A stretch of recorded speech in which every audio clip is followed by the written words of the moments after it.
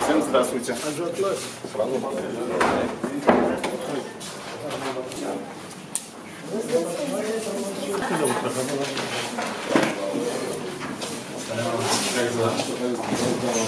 Проходим.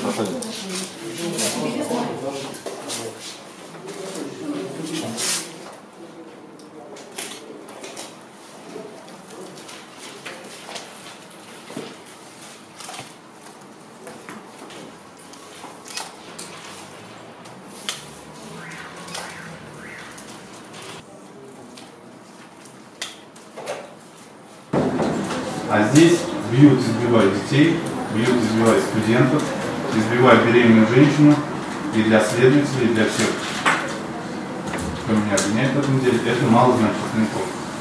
Вот. Поэтому считаю то, что данная статья вменена неправильно, незаконно. Полагаю, что мои действия подпадают под понятие необходимой обороны. А теперь я, офицер, защищавший свою беременную жену, по кляузе, так называемый потерпевший, почти год сидит в тюрьме,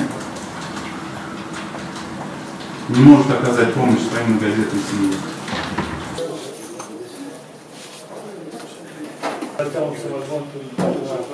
Всем спасибо.